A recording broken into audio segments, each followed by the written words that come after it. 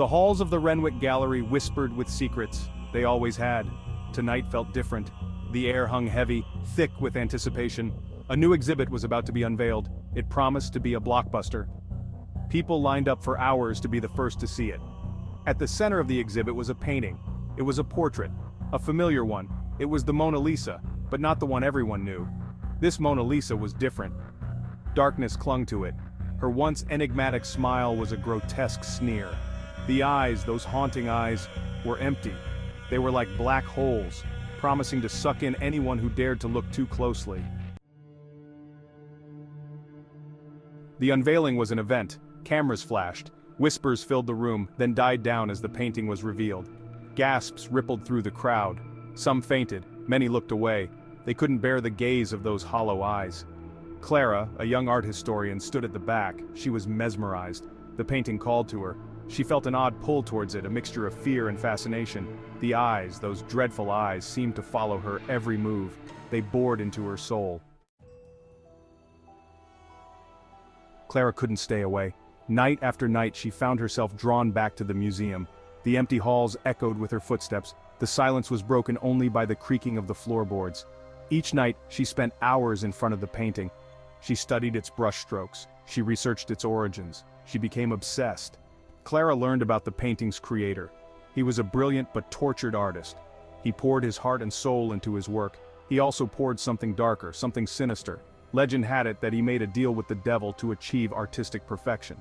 He got his wish, but at a terrible price. He was never the same. He died young, raving mad, his sanity consumed by the very painting that had made him famous. Section 4. The Canvas Absorbs. One night, Clara stayed too long. The museum was closing. The guards made their rounds. They didn't see her. She was lost in the painting, lost in those eyes. That's when she felt it. A cold hand brushed against hers. She wasn't alone. She turned slowly, dreading what she might see. Standing behind her was a man. He was tall and thin, with piercing eyes and a haunted expression. He wore clothes that were old, from another time.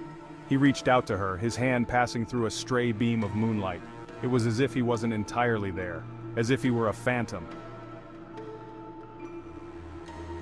Section 5. Trapped in the portrait. "Don't be afraid," the figure whispered. His voice was dry, like the rustling of dead leaves. "I won't hurt you. I'm a prisoner here, just like her." He gestured towards the Mona Lisa. "She traps everyone who gets too close. She feeds on their souls." Clara wanted to scream, to run, but she was rooted to the spot. The figure stepped closer. "I was a fool," he said, his voice filled with regret. "I craved immortality. I wanted my art to live forever. Now I'm trapped in this nightmare." And so is she. Clara realized then who he was. The artist. The one who had painted this cursed portrait.